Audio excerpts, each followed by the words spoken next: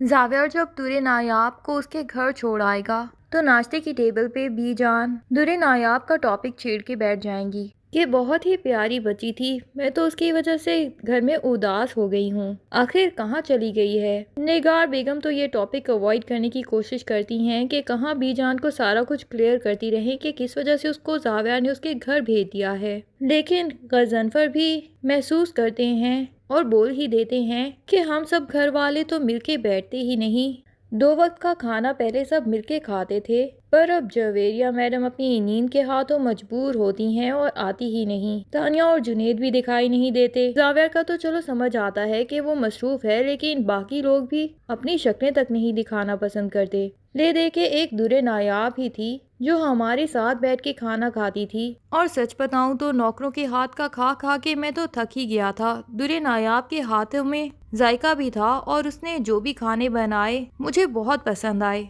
मैं तो खुद भी दुरे नायाब को मिस ही कर रहा हूँ। जावेर से कहो कि जो भी नाराजगी है जल्दी खत्म करे और उसे वापस ले आए।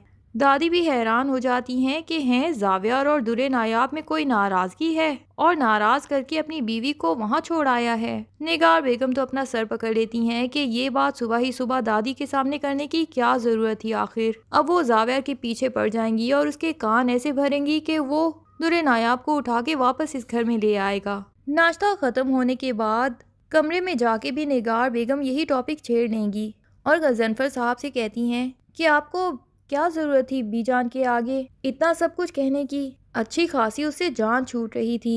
इस दफा तो जावियर को भी उससे शदीद नफरत हो गई थी और वो इसीलिए हमेशा के लिए उसको उसके भाई के घर छोड़ के आया था। अब आपकी अम्मा जान यकीनन अपनी टांग अड़ाएंगी और जावियर को इतना मजबूर कर देंगी कि वो दुरे नायाब को वापस इस घर में ले ही आएगा। गजनफर भी कह देते हैं कि तुम्हें आखिर उससे प्रॉब्लम क्या है, अब तो वैसे भी वो जावियर के बच्चे की माँ बनने वाली है, तुम अभी तक भी उसको उसके घर भेज देना चाहती हो। निगार बेगम कहती हैं कि क्या आप भूल चुके हैं किस तरह मीडिया के सामने हम लोगों की फैमिली का नाम उछाला गया। मैं तो वो इंसल्टिंग बिहेवियर कभी नहीं भूल सकती, और वो सब कुछ हुआ इसी मिडिल क्लास लड़की की वजह से। ना ये एग्जाम्स देने की जिद करती है ऐसी हालत में, और ना ही हमारी इतनी बदनामी होती। गजनफर कहते हैं कि मैं तो उस बात को कब का भूल चुका हूँ और पूरी दुनिया भी भूल चुकी है। तुमने बिला वजह ही उस बात को सर पे चढ़ा रखा है, और ऐसे छोटे मोटे मसले तो घरों में होते ही रहते हैं। उल्टा हमारी क्लास के लोगों में तो डिवोर्स वगैरह भी होती रहती हैं। 2 दिन न्यूज़ चैनल पे आता है, लोगों के लिए एंटरटेनमेंट बन जाता है, और उसके बाद सब लोग भूल भाल के नई खबरों में मसरूफ हो जाते हैं। अब क्या उस एक वाक्य को लेके तुम अपने बेटे का घर तबाह करना चाहती हो?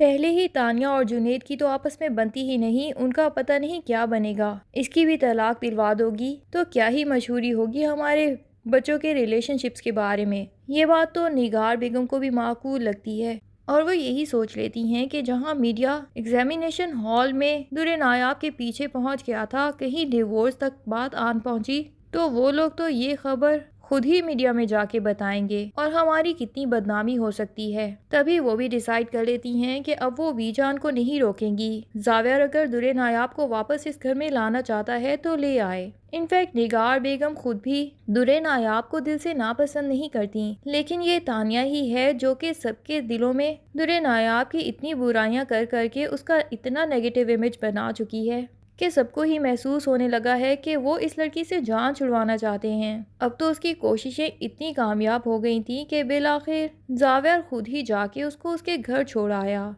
लेकिन तानिया अपने इन इरादों में कामयाब कभी नहीं हो पाएगी। दुरे नायाब को जावियर की ज़िंदगी से निकालने के बावजूद भी वो जावियर के दिल में अपनी जगह नहीं बना पाएगी। उसे लगता है कि दुरे नायाब इन दोनों के बीच में दीवार बन के आ गई, और ये दीवार अगर गिर जाए तो जावियर खुद ब खुद ही तानिया की तरफ खींचा चला आएगा। हालांकि ऐसा बिल्कुल नहीं है। जावियर तानिया को बचपन से सिर्फ और सिर्फ अपना एक अच्छा दोस्त समझता था। इसके अलावा जावियर के दिल में तानिया के लिए कभी कोई फीलिंग्स पैदा ही नहीं हुई। और फिर जावियर बचपन से ही तानिया की नेचर से बखूबी वाकिफ था। अपनी माँ के या खाला के कहने में आके वो तानिया की मनमर्जियाँ पूरी तो कर देता था, लेकिन इन बातों की वजह से उसे तानिया से मजीद चिढ़ भी हो जाती थी, और वो तानिया जैसी लाइफ पार्टनर तो जिंदगी में कभी नहीं चाहता था। तानिया को लगता यही है कि वो बड़ी ही समझदारी से और बड़ी ही चालाकी से दुरे नायाब का घर खराब करके अपना घर बसा लेगी जावियर के साथ। लेकिन वो ये नहीं जानती कि किस्मत भी तो कोई चीज़ होती है, और ये किस्मत दुरे नायाब का तो हमेशा ही पूरा साथ दे देती है। और तानिया जहाँ जहाँ जो भी चालें चलेगी वो सब की सब उसके ही खिलाफ आ जाएंगी। पहले तो वो जुनेद को उसके घर वालों की ही नज़र में बुरा बना देना चाहती है, जैसे जुनेद उसके साथ रहना नहीं चाहता, बल्कि जुनेद अपनी भाभी में इंटरेस्टेड है या फिर किसी भी और लड़की में इंटरेस्टेड है। और तानिया उससे वक्त मांगती है, उसे कहती है कि मुझे घुमाओ फिराओ, लेकिन जुनेद उसकी बात सुनता ही नहीं और ना ही उसे वक्त देता है। नेगार और गजनफर के साथ साथ दादी अम्मा भी जुनेद को समझाती हैं कि तुम आखिर अपना ही घर क्यों खराब करना चाहते हो, अपनी बीवी के साथ अच्छे से टाइम स्पेंड करो, फॉरेन टूर पे उसके साथ जाओ, अंडरस्टैंडिंग पैदा करो, अपनी फैमिली बढ़ाओ।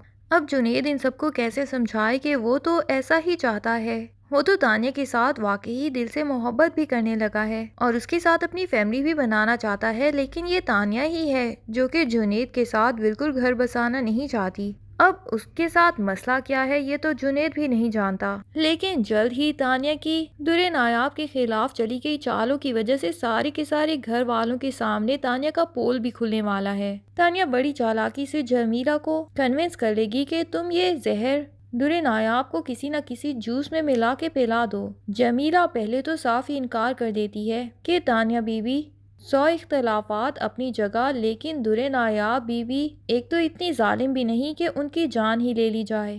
पहले भी मैंने आपकी वजह से उनके साथ बहुत बुरा रवैया रखा है, हालांकि उन्होंने हर मुश्किल वक्त में मेरी मदद ही की है, पर वहां तक तो फिर भी ठीक था। उनकी जान ले लूं ऐसा तो कभी हो ही नहीं सकता।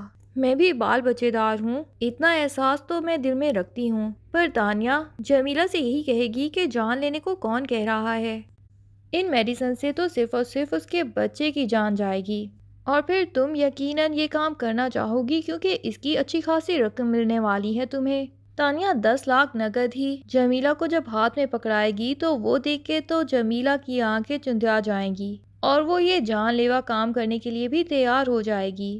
पर अब की बार दुरे नायाब की तबीयत इतनी ख़राब हो जाएगी कि जावियर उसको हॉस्पिटल लेके भागेगा। डॉक्टर्स उसका टाइमली स्टमक वॉश कर देंगे और सारा जहर उसकी बॉडी से निकाल देंगे, और उसके बाद लेबॉर्ट्री टेस्ट में ये भी पता चल जाएगा कि दुरे नायाब को नाश्ते में किसी ने जहर मिला के खिलाने की कोशिश की है, जिसकी वजह से उसकी हालत इतनी ख़राब हो गई है।